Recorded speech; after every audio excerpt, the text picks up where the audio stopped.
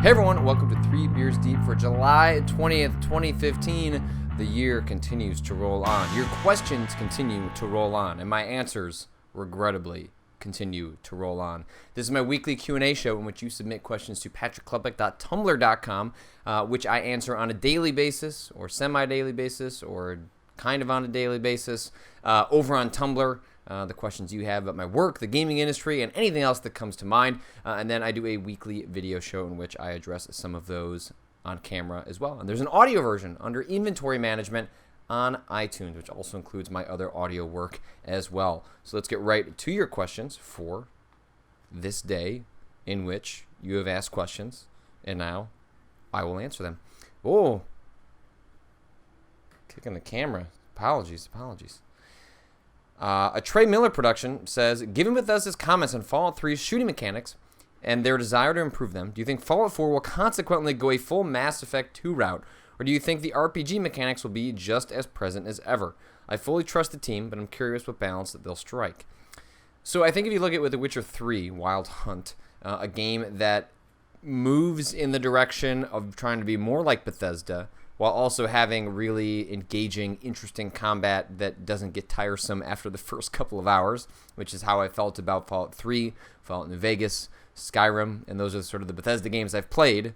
I tried Morrowind and some others in the past, and that Terminator game that I do believe Todd Howard worked on, that was surprisingly good for being a Terminator game. The combat just hasn't really been the thing that keeps me playing for as many hours as I've played those games. So it's encouraging that Fallout 4 will hopefully, I can't imagine it'll be worse, so I have to imagine it'll be better, that the combat would get better in that game. I don't know that, what I'm curious about is whether VATS is going to continue to be interesting enough that you want to use it for the entire game. And what they may be going for is that the basic shooting, the real-time shooting in Fallout 3, Fallout New Vegas, was not good. I mean, you could do it, but there was no reason to. You may as well have just gone into VATS, gone for the headshot, invested the points into that, and then, a couple hours into the game, the combat, it didn't become trivial. You were still dealing with, enemies that were higher level than you and blah, blah, blah, blah. But it wasn't the fun of the first couple hours in which, man, I really got to try and shoot that guy in the legs so I can slow him down, and so then I can take care of this other guy. There was a lot going on in Fallout 3's combat that was really fun early on and became trivial as the game went on. And that's kind of been the drum that I've beaten in terms of Bethesda's combat methodology for a lot of their games. Now, if what happens in Fallout 4 is that maybe it's more of a 50-50 split. Maybe the real-time combat becomes good enough that you can engage with that a lot of the time. But then when you need to make really precise decisions, when you want to slow things down and make it a little more interesting or make very specific shots that you maybe can't pull off in real time, that's when you go into VATS. And I think that would allow VATS as a mechanic to have more longevity, in which, because you use it less, you're using it more as sort of like when you aim and you hold down left trigger and then it zooms in. I feel like VATS functions in a similar way, in that it's just another option, but it's an option that should be specific, but not every time, and there should be downsides to using VATS, hopefully because the combat's so good, or better, rather, in real time, that VATS, while allows you to take precision shots, you can't pull off as many things at once. So hopefully they find a better balance there between the two, and hopefully they don't lose the RPG stuff that makes Fallout and the other Bethesda games so compelling. Although really, as long as they have the dialogue and the quests, I'll probably be A-okay. Next question comes from Anonymous. What the fuck is the point of the common cold? 1, the common cold doesn't do shit to anyone, except maybe old people who will die from anything anyway. 2, it inconveniences people for a few days and then gets annihilated by our superior selves. 3, what the fuck are you even trying to do? Making my throat hurt for a few days is a waste of everyone's time. Just fucking eradicate yourself, common cold. You achieve nothing except mild annoyance for a few days. You're useless and annoying. Fuck off. I mean, I agree. Fuck off, common cold. I'm going to get a common cold after making fun of the common cold, aren't I? MG Maz. Any thoughts on the new Reddit CEO's rules for the service? They seem to have an odd half measure that puts up an appearance semblance of respectability, but doesn't affect real change. But there hasn't been much time for that either. I mean, if we like sort of extract this question and talk about Reddit more generally, it has been interesting to watch all of that unravel. There is an excellent essay, which I don't really have a way of linking to in a video or a podcast, but called The Death of Reddit. And it's not so much actually about the death of Reddit, but it supposes that there's a lot of racism and sexism and gender issues that are wrapped up in both the recent Reddit controversy and a lot of the more hateful subreddits that exist on that service, on that social network. But what that essay proposes is that Reddit was always doomed from the start in terms of being a business. Its model is based on sort of a libertarian streak of anything goes, free speech above all, that trumps everything. But as a company, if you want to make money, you have to be able to attract reasonable, middle-of-the-road people that look at horribly racist, sexist things and go, ugh, I don't want anything to do with that. But the attraction to Reddit for a certain amount of people was not necessarily that they want to participate in that, but that it exists and can exist. So when you start stomping that stuff out, you start stomping on the business model that made it successful in the first place. I guess I'm trying to work out. It is okay because F that, screw that. That stuff shouldn't be allowed to. That stuff is allowed to exist, but it should exist on the fringes. And the idea that Reddit holds up, it may be successful because of its libertarian streak and that it allows an anything goes, freewheeling mentality. But you know what? Fuck that. Get it out of here.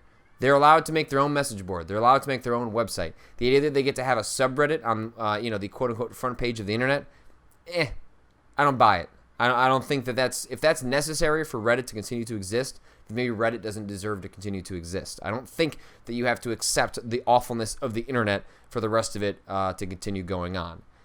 That said, this essay presupposes that, especially in terms of it being a business, that poses a very specific problem that is interesting and fascinating to watch. And I don't think it's going to continue to unfold in increasingly destructive manners. I don't suspect that Reddit is going to get calmer before it gets more volatile. Next question. Anonymous. Okay.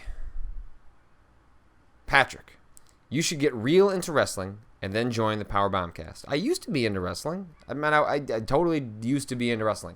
In the 90s, I was there when it was WCW and WWE, when there was completely separate wrestling organizations.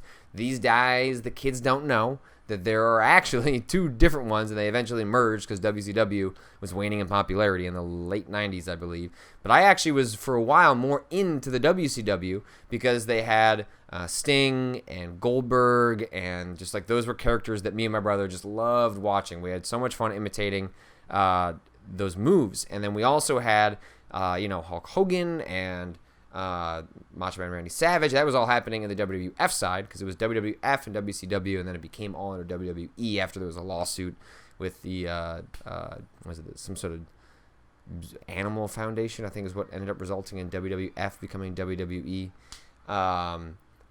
But I don't have any interest in watching wrestling right now. I kind of like watching from the sidelines. I have plenty of friends that watch wrestling and are into wrestling, and so I sort of vicariously live out the joy and nightmares of modern 2015 wrestling as I see them mostly complain about it. Really, it's just a lot of complaining about wrestling. And there are plenty of things in my life that I already complain about that I don't think I need to add onto the pile complaining about wrestling. So, well noted, I don't think it's going to happen. Next question. Anonymous, Klubik, I'd like to drink a few beers with you and have a few games of Tekken, Street Fighter, and Soul Calibur to determine who is the better player. Only joking, I get you stone wrecked off the reefer and force you to learn Dota 2 Psych. I've kind of been thinking about playing Heroes of the Storm. It seems like it's Dota and League of Legends Lite. And it continues to sort of bother me that I have not played one of those games enough to at least understand what's going on in them, right?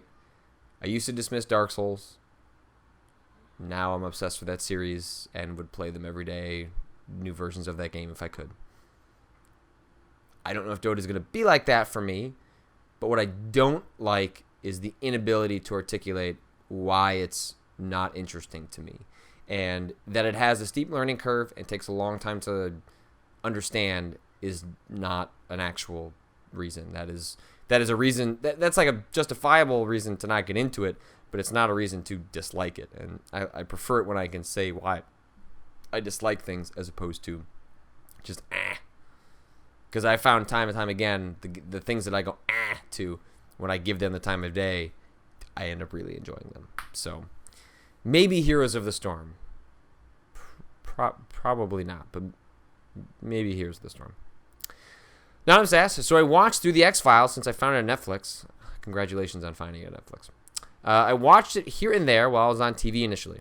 I'm just wondering, what was the feeling for you about the show when seasons 8 and 9 happened? They seemed like the weakest by far, and more like a delay in ending the series than adding to it. Thoughts? Yeah, I mean, I certainly subscribe to the conventional wisdom that the X-Files was a terrific show until it was an awful show. I remember being genuinely disappointed at the ending to the X-Files. And at that age, when the X-Files was on and when it ended, it's not that you couldn't dislike things, but the things that you were really into, it seemed like it was much harder to be disappointed in them because you were so wrapped up in your fandom and you were so wrapped up in loving things that, like, disappointment, and especially disappointment in things that you love, sort of seems like a thing that happens as you're older. But I remember watching the ending to the X-Files, and I don't want to spoil it because I feel like there are lots of people maybe thinking about getting into watching the X-Files right now. But let's say the canyon with the missiles and the guy, you know who I'm talking about. The way that happens, frustrating to this day. And just the way, I mean, the X-Files is a classic case of a mythology, the overarching story that was not meant to go on that long. Its popularity prompted Fox to ask the cast, crew, writers to continue crafting a show that was just not meant to go as deep as it did. And the X-Files was incredible for lots of reasons, but one of the reasons it was groundbreaking was because it actually sort of set the stage for Lost and a lot of other shows that had connective tissue mythology, overarching stories that were beyond what was happening week to week. And not that other shows didn't have episodes that tied into one another or character arcs that went over a season, but the X-Files was really at the forefront of this idea of mythology. And that's for better or worse, and oftentimes for worse in a show, because mythology is very easy to introduce, very difficult to clean up, and the X-Files very specifically. One thing's with Lost, you may not like how it ended, but they got to end it on their own terms. They picked an end date, may have gone longer than perhaps they originally envisioned, but they got to end it and tell the story they wanted to tell. You might not have liked it, but the story ended with the creators telling a story they wanted to get out there. The X-Files, sure, they may have crafted an ending that they thought made sense or was the only way they could finish things off after being backed into a corner for years and years and years, but they didn't get that opportunity in the same way Lost did. And so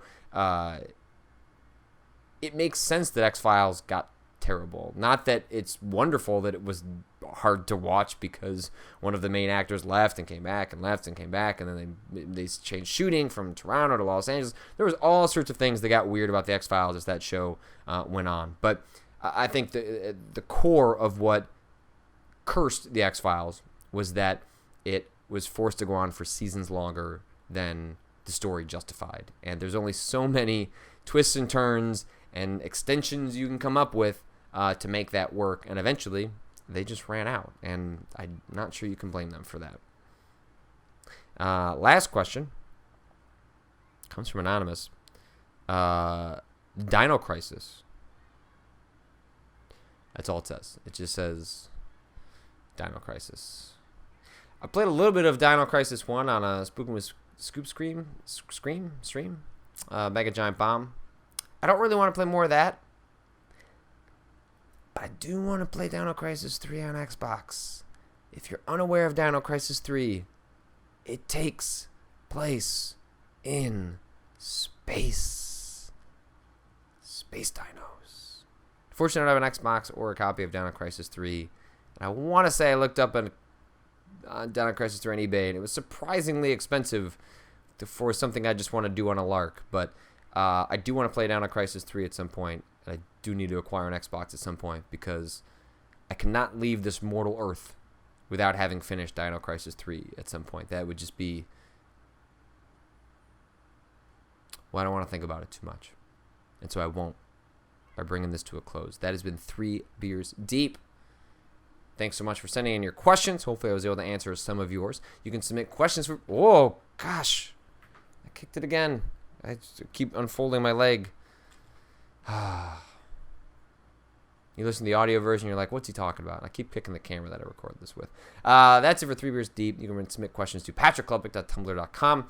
The audio version is Inventory Management on iTunes. This is every Monday. You ask questions. I answer them.